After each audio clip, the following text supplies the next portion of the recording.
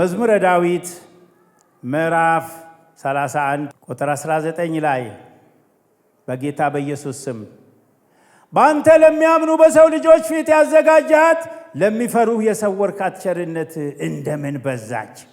በፊት መጋረጃ ከሰው ክርክር ትጋርዳቸዋለህ፣ በድንኳንም ከአንደበት ክርክር ትሸፍናቸዋለህ።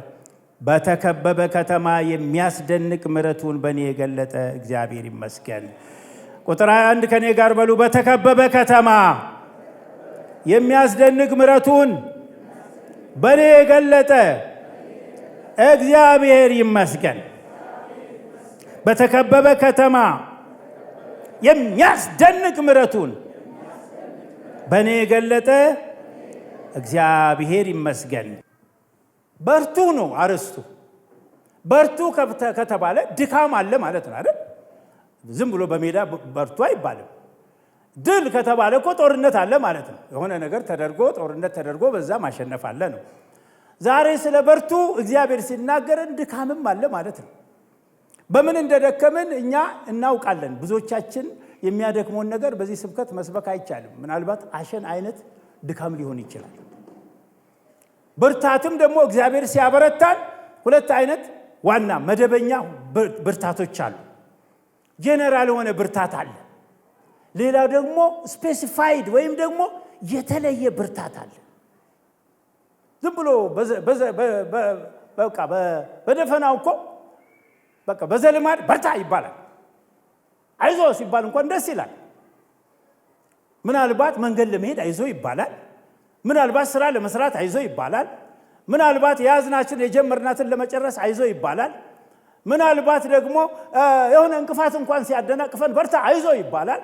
ይሄ ለሆነ ነገር ሁሉ የምንሰጠው ምላሽ ጄኔራል የሆነ በርታ ነው። እግዚአብሔር ግን ዛሬ ጄኔራሉን አይደለም ይነግረን። ድካሙም ብዙ አይነት ነገር አለ። ዓለም ያደክማል፣ ኢኮኖሚ ያደክማል፣ የሰው ባህሪ ያደክማል፣ ወገኖቼ ጤና ያደክማል። አንዳንድ ጊዜ ቅድስናና ህይወት ራሱ ከአቅማችሁ በላይ ሆኖ ምስጢሩ ሳይገባችሁ ልትደክሙ ትችላላችሁ።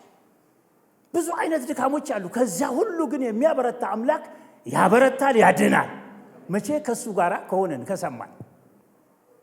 ዛሬ ዋናው ፎከስ አድርገን የምንነጋገርበት እግዚአብሔር በርቱና ግቡ ያለን ተናግሮን ተስፋ ሰጥቶን መልእክት ሰጥቶን ዘለን ወንበር ሰብረን በምንም አይነት ይሁን ብቻ አይደል ብለን ነገሩ በደንብ ገብቶን እንደሚዳሰስ ነገር በአይነ ህሊና በአእምሯችን በልባችን ተቀምጦ ስዕል ሆኖልን ለሰው መስክረን አቤት ብለን ተስፋ ከተቀበልን በኋላ የዘገየና የቀረ የመሰለን እሱ ላይ ነው በርቱ የሚለን።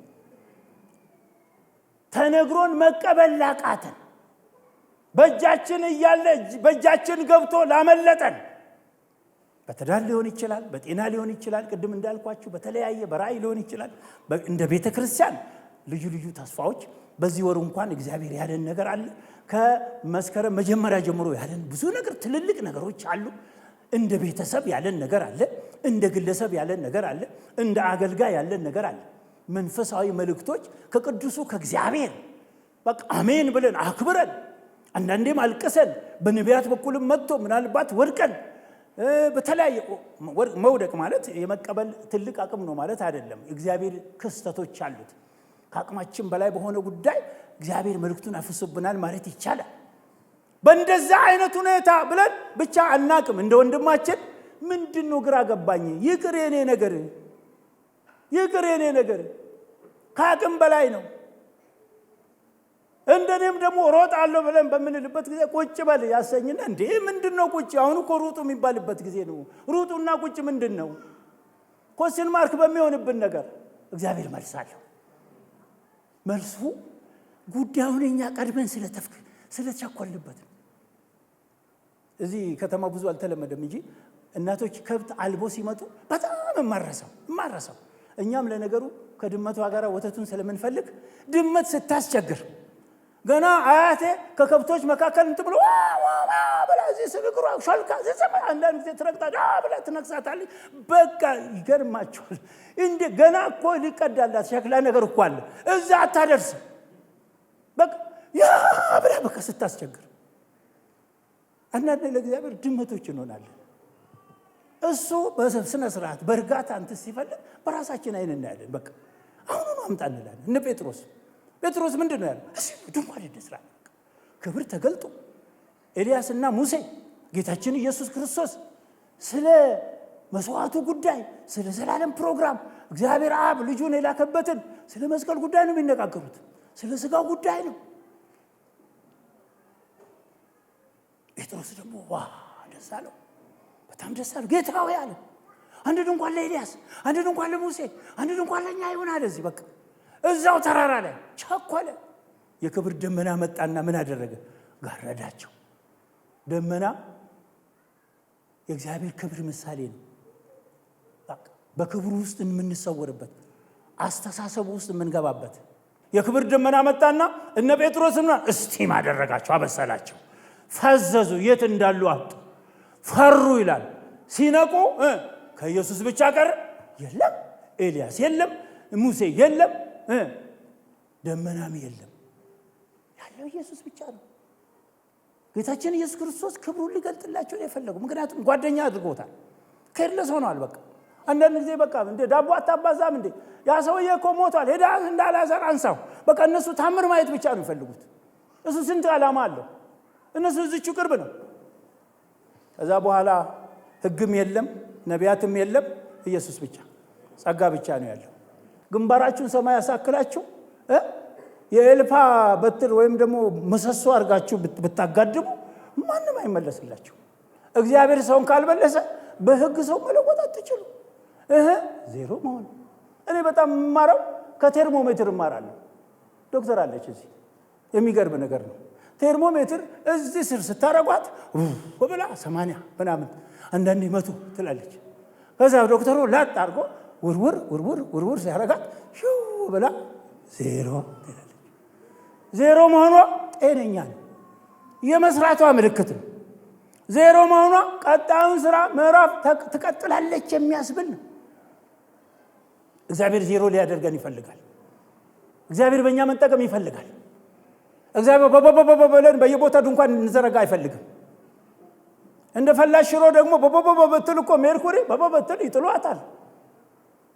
ቁጭ በይ ስትባል ቁጭ፣ ተነሽ ስትባል መነሳት። በቃ በሕግም በትንቢትም በምንም የትንቢት ብዛት አገሩን ኮንፊውዥን ውስጥ ከቷል። ማንም ነቢይን አያምንም። ዛሬ ውሸትና እውነት ተቀላቅሏል።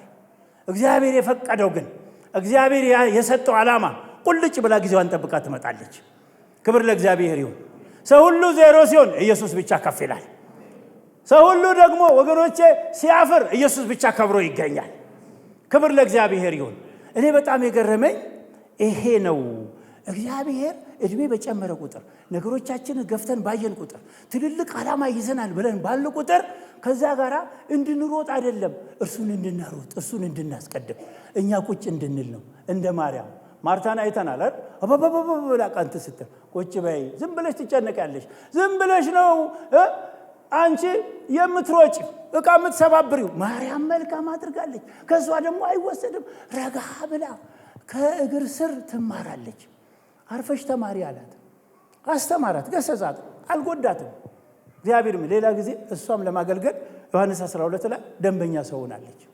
ኢየሱስ ክርስቶስ አሁን በዚህ ጊዜ ይህንን የሚለን ይመስለኛል። ሪቨር ኦፍ ላይፍን እንደ ቤተ ክርስቲያን እያንዳንዳችንን እንደ ቤተሰብ መሪ፣ እንደ ግል አማኝ ጌታ ሊመጣ ባለበት ዘመኑ ባለቀበት በዚህ ዘመን ውር ብለን እንደ ቢምቢ እንዳናስቸግር እርሱን እንድናስቀድም እኛ 0 እንድንሆን ይፈልጋል። ስለዚህ በርቱ ሲል እርሱን አስቀድሙ። በራሳችን ጉልበት ሳይሆን በጌታ ጉልበት እንድንበረታ ነው። ብዙ ጊዜ አውሮፕላን ስንሳፈር የሚገርመኝ ነገር አለ። ሁላችሁም የተሳፈራችሁ ታውቃላችሁ። ምናልባት የመጀመሪያ 1 2 3 ስትሳፈሩ ትፈሩ ይሆናል። በኋላ ግን ደስ ይላችኋል፣ እንጆይ ታረጋላችሁ። በተለይ ብድግ ሲል እንደው ወደ ኋላ ዘለል ብላችሁ እየጸለያችሁ፣ መቼም አውሮፕላን ሲነሳ የማይጸልይ የለም። እየጸለይኩ ወደ ኋላ ብዬ ደስ ይለኛል። አቅጣጫው ደግሞ ወደ ላይ ይዟችሁ ይላል ይልና ከዛ በኋላ ቀስ ብሎ መስመር ይዞ ደግሞ ይረጋጋል። ትንንሽ ቤቶችን ታያላችሁ። መኪናዎች ሹር ታያላችሁ።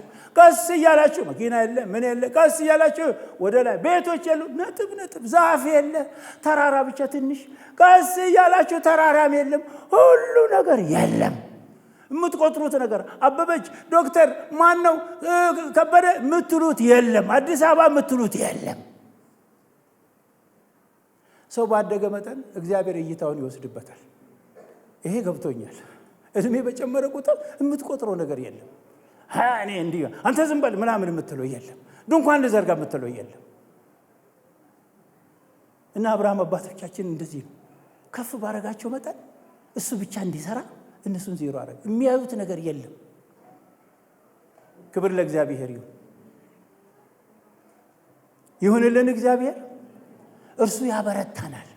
የሚያበረታን በምንድን ነው? እንዳንፍጨረጨር፣ እኛ እንዳንበረታ፣ በሚያበረታው እንድንበረታ፣ አንተ ነህ የምታበረታኝ እንድንል።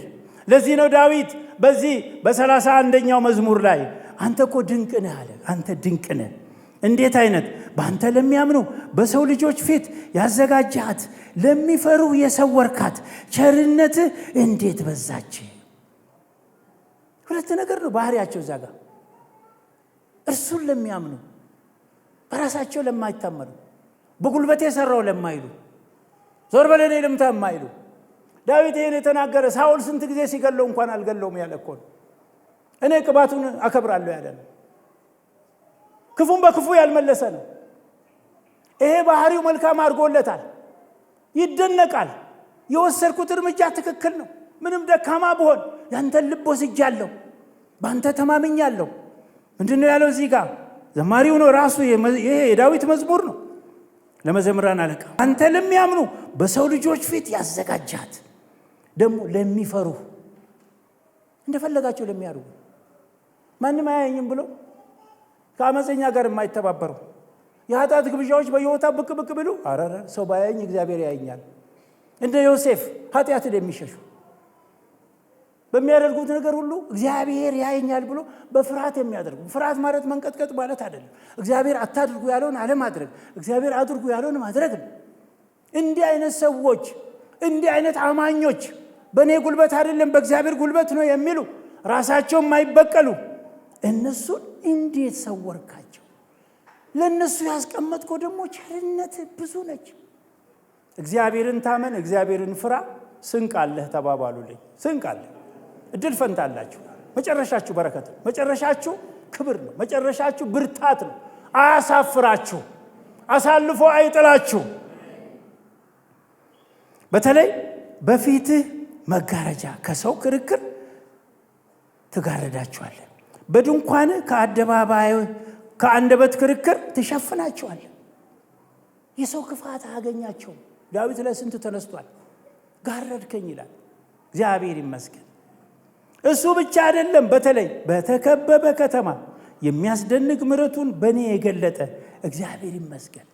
ምሕረት ገለጥክልኝ፣ አለቀልኝ ተብሎ እንደውም አንድ ቦታ በእኔና በሞት መካከል ስንት እርምጃ ቀረ? አንድ እርምጃ ቀረ። ሳኦል ሊገለው ከቦ ኦሬዲ ካለቀ በኋላ የማምለጫ ዓለት የሚባል ቦታ ላይ ሳሙኤል ላይ ስታነቡ እግዚአብሔር ፊት አቤቱ አድነኝ አስጥለኝ ብሎ ባለ ጊዜ ወረኞች መጡና ለሳኦል ፍልስጤም ምድርን ወርሷል፣ ፍልስጤም ወረረ አገሩን። ድንጋጤ ጣለበት ሳኦል ላይ እግዚአብሔር። ኑ የትም አያመልጠኝም፣ እሱ የትም አያመልጠኝም። ለጊዜው ለሳኦል ሌላ ጉዳይ ይክበድበት እንጂ ጉዳዩን ያከበደው የዳዊት አምላክ ነው። ከሞት ሊያስመልጠው በተከበበ ከተማ ስንት ጊዜ በተከበበ ከተማ ጌታ አድኗቸዋል። ስንት ጊዜ ካለቀ ሞት ጌታ አድኗቸዋል። ስንት ጊዜ እግዚአብሔር ውለታ ሰርቶላቸዋል። ዘመዶች እንኳን ጓደኞች እንኳን ሲረሷችሁ ስንት ጊዜ እግዚአብሔር ከጥቃት አድኗቸዋል። እኔ በጣም ብዙ ጊዜ አድኖኛል። እንደዚህ አይነት እድል ያገኛችሁ የእግዚአብሔር ውለታ ያለባችሁ በተከበበ ከተማ ከሞት ያዳናችሁ ከመቃብር የወጣችሁ ሲያጨብጭቡለት ለእግዚአብሔር ክብር።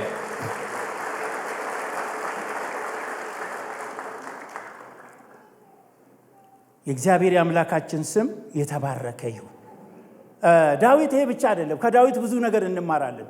ብዙ ሰዎች አባቶች ላይ በጣም ተስፋ ቆርጦ በእርግጥ ቃል ኪዳን ስላለባቸው አድኗቸዋል። ዳዊትን ግን እግዚአብሔር እንደ ልቤ የሆነ ሰው ይሄንን ሰው ብዙ ጊዜ እንዴት ብርታት እንደሰጠው በአንደኛ ሳሙኤል ምዕራፍ 30 ቁጥር 6 ላይ ሚስቶቹ በተወረሱ ጊዜ ከብቱ በተወረሰ ጊዜ ከጓደኞቹ ጋር ጺቅላግ በምትባል ከተማ ብዙ ሀብት በተቀሙ ጊዜ በቃ በጣም ተስፋ በቆረጡ ጊዜ ጓደኞቹ ይሄ እርጉም ሰው ነው እንግደሉ ብለው በቆረጡ ጊዜ እንኳን ዳዊትም በእግዚአብሔር አምላኩ ላይ ልቡን አበረታ። በጣም የፈለገ ሞት ቢሆን እግዚአብሔር አይጥለኝም፣ ተስፋ ቃል አለኝ፣ ከልጅነት ጀምሮ ከኔ ጋር የሆነ ጌታ አይጥለኝም ብሎ ልቡን አበረታ። ወገኖቼ ልብ ላይ ነው መበርታት ትፈልጋላችሁ? መጀመሪያ ልባችሁ አይውደቅ። ልባችሁ ከበረታ እግዚአብሔር ያድናል። ከዛ በኋላ ልከተላቸው ብሎ ኤፉድ ያዘ። አንድ ብላቴና ጠየቀ ይላል። ታገኛለህ፣ ትመልሳለህ፣ ምርኮን ታገኛለህ ሂዳል። ዳዊት በሰራዊቱ ሄደ፣ በጥቂት ሰራዊት እንዲያውም የሞዓባውያንን ምርኮ በሙሉ ወስዶ አሸንፏቸው። አማሌቅ የሆኑ ሞዓባውያን እንደዚህ አይነት ዜጎች ናቸውና ጠላቶች ናቸው።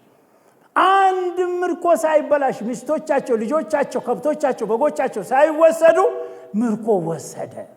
ልቡን አበረታ። የሰው ልቡ ከበረታ እግዚአብሔር ያበረታዋል።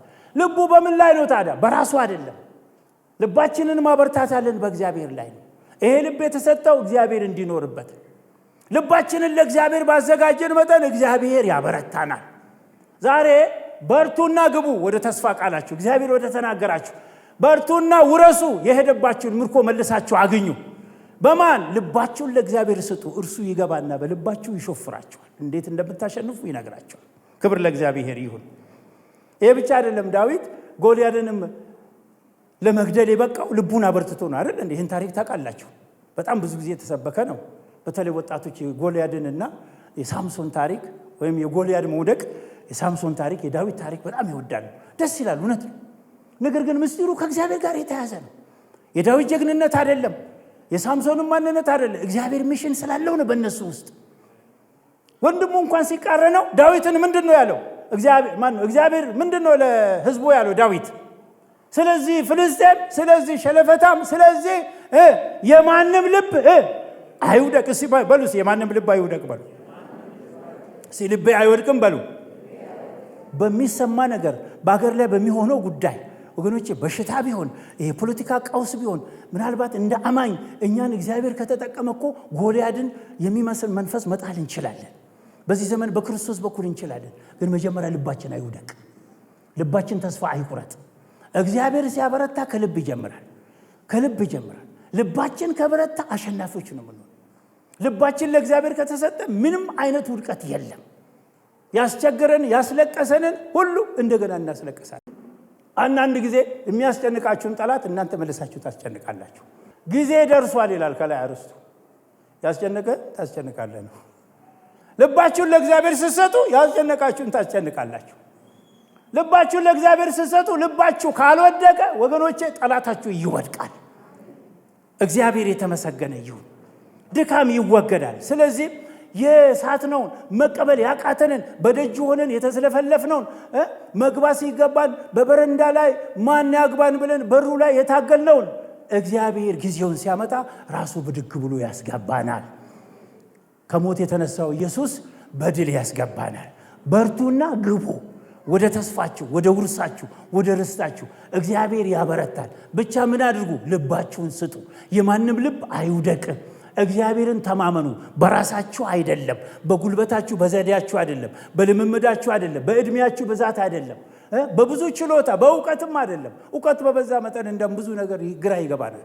እውቀት ሲበዛ ከብዙ ነገር እውቀት ያስተብያል፣ ፍቅር ያንጻል ይላል የእግዚአብሔር ቃል አይደል? እምነት ደግሞ ያበረታል። አሜን። እውቀቱ መልካም ነው፣ ነገር ግን እምነት እንዳያስክደን ልባችንን ለእውቀታችን ሳይሆን ለኢየሱስ እንሰጣለን። ልባችንን ለኢየሱስ ከሰጠን አንድ ሶስት ነገሮች ነገር ልባችንን ለኢየሱስ ከሰጠን ሶስት ነገሮች ላይ እግዚአብሔር ያበረታናል። ጌታ የተባረከ ይሁን። ለብርታቱ መፍትሄ የሚሆን ቁጥር 1 የኢየሱስ ስም ነው። ጸጋውና የኢየሱስ ስም ነው። የእግዚአብሔር ስም የተባረከ ይሁን። በጌታ በኢየሱስ ክርስቶስ ስም መበርታት ይቻላል። ምንድነው ይሄ የሆነው ብላችሁ እንዳትሉኝ፣ አንዳንድ ጊዜ የጌታ የኢየሱስ ክርስቶስ ስም ቀላል ይመስለናል። እኛ እየደጋገፈን አንዳንዴ በጸሎትም በምንም ስለምንደጋገፍ የጌታ ሪቫይቫሉ ምኑም ስላለን የጌታ የስሙን ኃይል የኢየሱስን ስም ኃይል የተለማመድንበት ጊዜ በጣም ጥቂት ሊሆን ይችላል። እንደኔ ከሆነ ቅርብ ጊዜ እንዴ የጌታን ስም መያዝ ጀመርኩ። ብዙ ነገር ባላደርግም ልምምዶችን ሁሉ ባልቀጥልም በኢየሱስ ስም ስል ውጤት አይቻልም። ክብር ለእግዚአብሔር ይሁን። ጴጥሮስ በሐዋርያት ሥራ ምዕራፍ 3 ላይ አይደል ሰውየው የለመደው ብር ነው። ሰውየው የለመደው ልመና ነው። ሰውየው የለመደው ቤተ መቅደስ በራፍ መቀመጥ ነው። ኢየሱስ ማን እንደሆነ አያውቅም፣ ስሙንም አያውቅም። እኔ ብር ወርቅ የለኝም፣ በናዝሬቱ በኢየሱስ ክርስቶስ ስም ተነሳና ተመላለስ። በቃ ተነሳና ተመላለስ። ይሄ ሰው እምነት ሆነለት፣ እጁን ይዞ አስነሳ። እስቲ ተለማመዱ የኢየሱስ ክርስቶስ ስም በልጆቻችሁ ላይ ተለማመዱ። የኢየሱስ ክርስቶስ ስም በጥያቄዎቻችሁ ላይ ተለማመዱ። ዝም ብለን በየቦታው ስሙን እየጠራን ቀሎብናል። መበረታት ትፈልጋላችሁ? የኢየሱስ ስም ያበረታል። እውነቴን ነው የምላችሁ። ኢየሱስ ስትሉ ራሱ ትበረታላችሁ። እኔ ድሮ እየሮጥን ቴሌቪዥን እንዘጋ ነበር። ቴሌቪዥኑም መከራ ነው፣ በስንት መከራ ነው ያገኘነው። ዝጋው እያለ ነው በቃ ይሄድ። አሁን ግን አልጋችሁ ላይ ተኝታችሁ ምን ታደርጋላችሁ? በሪሞት አይደል እንዴ? ቴክኖሎጂ እንኳን ያስተምረናል። በሪሞቱ እኮ አየሩን ተቆጣጥሯል፣ ዌቭውን በሙሉ ተቆጣጥሯል። ከቴሌቪዥኑ ጋር ያለውን ግንኙነት ጨርሷል። ክብር ለኢየሱስ ይሁን። ከሰው ቴክኖሎጂ ይሄ ከሆነ በእግዚአብሔር ማመን ደግሞ ወገኖች እያደገ የሚሄድ ነው። ጳውሎስ በሮሜ 1 ላይ ሲናገር ጻድቃን ከእምነት ወደ እምነት ያድጋሉ ይላል። ማደግ ካስፈለገ በኢየሱስ ስም ኮንሰርን እንደግ፣ የኢየሱስን ስም ክብደት እንስጠው። እውነቴን ነው የምላችሁ። በየቦታው ስለሞከር ነው፣ ሽንኩርት ላይ ስለሞከር ዕቃ ሲወርድ ኢየሱስ ስላል ቀሎብናል። ምናልባት በዚህ መድረክ አንድ ጊዜም ተናግሬያለሁ። እግዚአብሔርን ስለማክበር የጌታን ስም በከንቱ ስለ አለመጥራት በዚህ በአዲሱ ዓመት ተነጋግረናል። በእውነት ልብ የሚነካ ነው። እህቶች በተለይ ወንድሞችም ብንሆን ጌታን በቃ በጌታ በኳስ ሜዳው በምኑ በጌታ በቃ ኢየሱስ የከበረ ነው። ከመላእክት የበለጠ ነው። በእውነት ነው የምላችሁ። ከሰው የበለጠ ነው። ከስሞች ሁሉ በላይ ነው። ኤፌሶን 1:19 ስታነቡ ከኃይላት፣ ከስልጣናት፣ ከአለቅነት፣ ከጌትነት፣ ከአማልክት፣ ከስሞች ሁሉ በላይ ስም አረጉድ አለቆች፣ ስልጣናት፣ ኃይላት፣ አማልክት፣ ስሞች ከነዚህ ሁሉ በላይ ከትንሣኤ በቃ ከሞት በመነሳቱ እግዚአብሔር ይህን ክብር ሰጥቶታል። ከስሞች ሁሉ በላይ በአብ ቀኝ ያስቀምጠው ዘንድ ነው። የቤተ ክርስቲያን ራስ ያደርገውለት። ይሄ ኢየሱስ እኮ ቀላል አይደለም። በእምነት የደከማችሁ፣ በጤና የደከማችሁ በኢየሱስ ስም በሉ። ይሄ ትልቅ ነገር ነው። ሁለተኛ በእግዚአብሔር ቃል፣ እግዚአብሔር የሚያበረታን በእግዚአብሔር ቃል ነው። ቃሉ ላይ ትኩረት የምናደርግ ከሆነ ሰሞኑንም እግዚአብሔር እያስተማረን ምናልባት አልጠቅሰውም። ምዕራፍ 10 ዳንኤል ምዕራፍ 10 ላይ በጣም የሚገርም ጥቅስ ነው ያለው። ቁጥር 20 እና 21 እንደው ይነበብልኝ ይሆን ፓስተር ማይክ ሲስጡት። በጣም ደስ የሚል ቦታ ነው። እዛ ጋር እግዚአብሔር ፓወር የሚያበረታ ነገር ነው። ቃሉ የመጣላቸው ሰዎች የበረቱ ናቸው። የተጻፈው ነገር ያገኛቸው ሰዎች የበረቱ ናቸው። መበርታት ትፈልጋላችሁ? ቃሉን ገልበጥ አድርጉ። ድንገት ገልበጥ ስታደርጉት አንድ ጥቅስ ስታገኙ ትበረታላችሁ፣ ትነሳላችሁ። በደርግ ዘመን ሽንት ቤት ላይ ይጽፋሉ አንዳንዶች ሰዎች፣ ብልግና ይጽፋሉ። አንድ ኮርነር ላይ ጴንጤዎች ይጽፋሉ። እና እሱን ስናነብ እንበረታለን። ክብር ለእግዚአብሔር። 10 20 እና 21 በጌታ በኢየሱስ ስም አነባለሁ። እሺ። ደክሞ ነበረ። ደግሞ ሰው የሚመስል ዳሰሰኝ አበረታኝም። እርሱም እጅግ የተወደድክ ሰው ሆይ አትፍራ፣ አትፍራ፣ ሰላም ላንተ ይሁን፣ ሰላም ላንተ ይሁን፣ በርታ፣ በርታ፣ ጽና አለኝ። ጽና። በተናገረኝም ጊዜ በረታውና አበርትተኸኛልና ጌታዬ ይናገር አልኩ። እሺ፣ ተባረክ። ይሄ ዳንኤል 21 ቀን ጾም ጸሎት በጸለየበት ጊዜ የስደቱ ዘመን 70 ዓመት አብቅቶ በኤርምያስ የተነገረውን ትንቢት አይቶ ዳንኤል 21 ቀን ጸልዮአል። ዘመቻ ዳንኤል በእኛ ቤተክርስቲያን ብዙ ጊዜ አለን፣ ለኛ አዲስ አይደለም።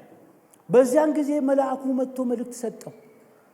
ቁጥር ምዕራፍ 9 ላይ ነው ብዙ የተሰጠው። ጊዜ ለማዳን አላነበውም፣ አንብቡት፣ ደስ የሚል ነው። እና በመጀመሪያው ልመና መልእክት መጥቷል፣ መልሱ መጥቶልሃል፣ ደስ ይበል ብሎ ዳሰሰኝ፣ አበረታኝ ይላል። ምዕራፍ 10 ላይ መልአኩ መጥቶ ሲናገረኝ ደከምኩ ይላል። እንዳውም በአራት እግር ይላል፣ በጉልበቴና በእጄ ቆምኩኝ፣ ፈዘዝኩኝ ይላል። ታውቃላችሁ፣ ከፍ እያደረገ መንፈሳዊ ከፍታም ሲሄድ እኮ ዜሮ እንሆናለን። እግዚአብሔር ሲቀርበው ዜሮ ሆነ። የሰው መልአክ ነው። በእርግጥ ግን የእግዚአብሔር ክብር ነው አብሮት የቀረበው። ዮሐንስ ባለራእዩም ጌታ ኢየሱስ ክርስቶስ ፊቱ እንደ ፀሐይ የሚያበራ አይኖቹ እንደ እሳት ነበልባል የሆነው ወገቡ በወርቅ መታጠቂያ የታጠቀ ነጭ ፀጉር ድምፆቹ እንደ ብዙ ውሃዎች ድምፅ ይህንን ባየው ጊዜ ወደቅኩ ይላል። ዳበሰኝ፣ አይዞ በርታ፣ የሞትና የሲኦል ቁልፍ የሕይወትና የሞት ቁልፍ እኔ እጅ ነው ያለው፣ አይዞ ብሎ ትእዛዝ አዘዘው። ዳንኤል በደከመ ጊዜ ነው ራእዩ ሲመጣለት መልስ ነው ይዞ የመጣው መልአኩ። ደከመ፣ ፈራ። አትፍራ፣ ሰላም ላንተ ይሁን፣ በርታ፣ ጽና። የእግዚአብሔር ባሪያዎች ወደ ራእዩ ስንመጣ ጌታ ፊት ስንቀርብ አንዳንድ ጊዜ ፍስስ እንላለን። መቀጣጠሉ ይጠፋና ግራ ይገባናል። እንደነ ጴጥሮስ ደመና ውስጥ እንገባለን። ያ ግን ለድካም አይደለም። እኛ ልክ ከገባን በኋላ እየዳበሰን እንዲህ ያነሳል። ኤልያስም እኮ ተዳብሶ ነው የነቃው። ጴጥሮስም እኮ ተዳብሶ ነው የነቃው። አባቶች የበረቱት ራእያቸውን ያካሄዱት በእግዚአብሔር እጅ ዳሰሳ፣ በመንፈስ ቅዱስ ዳሰሳ ነው። ከዛ ሰው የሚመስል ዳሶኝ በረታው። ከዛ ቆምኩኝ፣ ጌታው ያናግረኝ፣ አሁን በርትቻለሁ አልኩኝ ይላል። ስተነቡ ከላይ ጀምሮ ይገርማል። የእግዚአብሔር ፕሬዘንስ አንዳንድ ጊዜ ዜሮ ያደርገናል። ኮንፊዥን ውስጥ እንገባለን። እኛ ደግሞ ተስፋ እንቆርጣለን። ምን ሆንኩ ብለን የሞትንም ሊመስለን ይችላል። አይዟችሁ፣ ለሞት አይደለም። የእግዚአብሔር የሥራ ባህሪ ነው። በብዙ ነገር ግራ ይገባናል። ውልቅልቅ ይወጣል። በቃ ሰው ሁሉ አይገባውም ስለኛ ምንድን ነው ይላል። በተለይ በዚህ ግራ በሚያጋባ ዘመን የአገልጋይ መቅኖ የአገልጋይ ስም ብዙ አይነት በሆነበት ዘመን ግራ ይገባቸዋል። ግን እግዚአብሔር ያሳልፋል።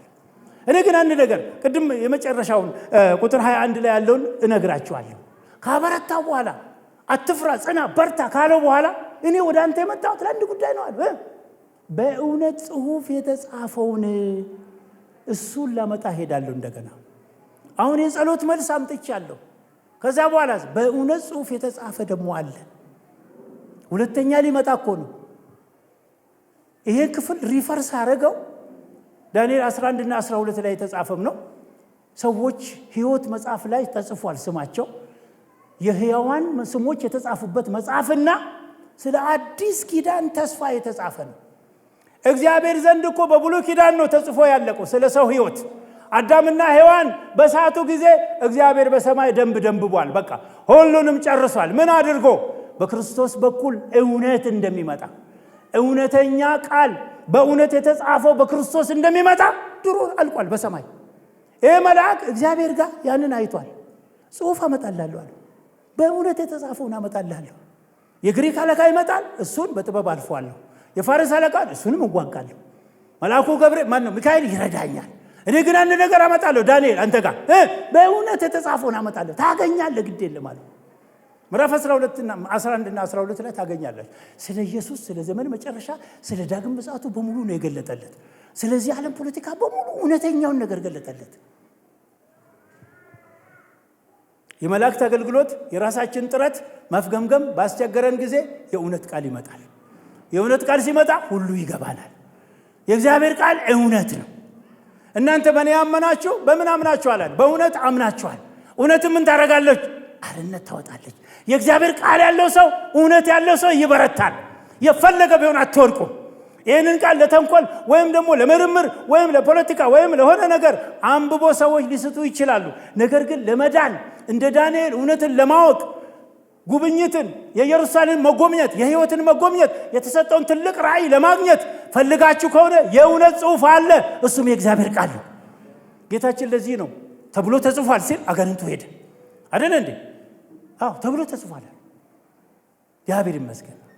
የእግዚአብሔርን ቃል ተናገሩ ለሰይጣን፣ የእግዚአብሔርን ቃል ተናገሩ ለሰዎች፣ የእግዚአብሔርን ቃል አውጁ ላልዳኑ። እግዚአብሔር በቃሉ በኩል ያበረታችኋል። እናንተም ትበረታላችሁ፣ ሰውንም ታበረታላችሁ። የመጨረሻ አንድ ጥቅስ አነባለሁ። ስለዚህ ስለ ቃል እግዚአብሔር የተመሰገነ እንዴት እንደሚያበረታ ሁለተኛ ጢሞቴዎስ ምዕራፍ 4 ቁጥር 16 በፊተኛው ሙግቴ አንድስ እንኳን አልደረሰልኝም፣ ሁሉም ተውኝ እንጂ ይህንንም አይቁጠረባቸው። ነገር ግን የስብከቱ ሥራ በእኔ እንዲፈጸም አሕዛብም ሁሉ እንዲሰሙት ጌታ በእኔ አጠገብ ቆሞ አበረታኝ፣ ከአንበሳ አፍም ዳንኩኝ። ሁሉም ተውኝ። ሁሉም ተውኝ። ጳውሎስ ብቻውን በሆነ ጊዜ ጌታ በቀኜ ቆሞ አበረታኝ። ቃል ልኮ ነው ያበረታው፣ አጽናንቶ ነው ያበረታው። ድንኳኑም መርከቡም ሲሰበር የዛን ጊዜ አንድ ሰው አይሞትም ከእናንተ፣ አንተም ትተርፋለህ፣ በሰላም ትገባለህ። ቃል ያበረታል። የኢየሱስ ስም ያበረታል። ሶስተኛው በመንፈስ ቅዱስ ኃይል ያበረታል ጌታ። ሮሜ 8 ምናልባት ከቁጥር 9 ጀምሮ ብታነብልን እግዚአብሔር መንፈስ ነገር በዚህ ጊዜ ጴንጤቆንጤ እየጣለ ነው። እግዚአብሔር ይቅር በለን። ልሳኑ ሁሉ እንትን እየሆነ ነው። እግዚአብሔርን መንፈስ ልክ እንደ ጌታ ኢየሱስ ስም ሪቫይቭ እንዲሆን መንፈስ ቅዱስ ተናግሮኛል። መልእክት ጌታ እየተናገራችሁ ነው። በርትታችሁ እንድትገቡ የእግዚአብሔር መንፈስ በሕይወታችሁ እንዲሰራ። በመንፈስ ቅዱስ ያልተሞላችሁ ፈልጉ፣ እሹት። የተሞላችሁ ደግሞ አቀጣጥሉ፣ ጹሙ፣ አንዳንዴ ጸልዩ፣ ጓዳ ገቡ። ካልተለማመድን አይሰራም። ብረት እኮ ካልተሳለ አይቆርጥም። አንብብል 8:9 ቁጥር 9 በጌታ በኢየሱስ ስም አነባለሁ። እናንተ ግን የእግዚአብሔር መንፈስ በእናንተ ዘንድ ቢኖር በመንፈስ እንጂ በሥጋ አይደላችሁ። የክርስቶስ መንፈስ የሌለው ከሆነ ግን ይኸው የእርሱ ወገን አይደለም። ክርስቶስ በእናንተ ውስጥ ቢሆን ሰውነታችሁ በኃጢአት ምክንያት የሞተ ነው፣ መንፈሳችሁ ግን በጽድቅ ምክንያት ሕያው ነው። ጌታ ይባርክ። ክርስቶስን ከሙታን ያስነሳው እሱ በእናንተ ውስጥ ቢኖር ክርስቶስ በእናንተ ውስጥ ቢሆን ሰውነታችሁ በኃጢአት ምክንያት የሞተ ነው። ቁጥር 11 ነገር ግን ኢየሱስን ከሙታን ያስነሳው የእርሱ መንፈስ በእናንተ ዘንድ ቢኖር ክርስቶስ ኢየሱስን ከሙታን ያስነሳው እርሱ በእናንተ በሚኖረው በመንፈሱ ለሚሞተው ሰውነታችሁ ደግሞ ሕይወትን ይሰጠዋል። ክርስቶስን ከሙታን ያስነሳው በመንፈሱ ደግሞ የሚሞተውን ሰውነታችሁን ሕያው ያደርጋል። የሞተ ራእያችሁን ሕያው ያደርጋል። የሞተ ጤናችሁን ሕያው ያደርጋል። የጠፋ ነገራችሁን ይመልሳል። የደከመ ነገራችሁን ያበረታል። ኢየሱስን ከሙታን ካስነሳ ሁሉን ማድረግ ይችላል። ማን? መንፈስ ቅዱስ። መንፈስ ቅዱስ ይችላል። ይህንን በእውነት አርፌ ነው መሰብካችሁ። ተጨንቄ አይደለም። አሁኑኑ ሃሌሉያ በሉ አይደለም። እውነቱን ስሙ። መንፈስ ቅዱስን ሄዳችሁ ተለማመዱ። የእግዚአብሔር ስም የተባረከ ይሁን። ዳዊት ምንድን ነው ያለው? መንፈስህን ከኔ አትውሰድ፣ ዋናው እሱ ነው አለ። አንድ ሰው ሲናገር ሰሞኑን የሚገርም ነገር ነው። ሳኦልስ ምንድን ነው ያለው? እባክህ ሳሙኤል ሆይ አታዋርደኝ፣ ይህ ሕዝብ ፊት አንድ ጊዜ ከኔ ጋር ናና አብረን እንሂድ። እግዚአብሔር ንቀህ ሰውን አክብረሃልና መንግስት ካንተ ተወርሳለች አለ። ለጎረቤት የተሰጣች።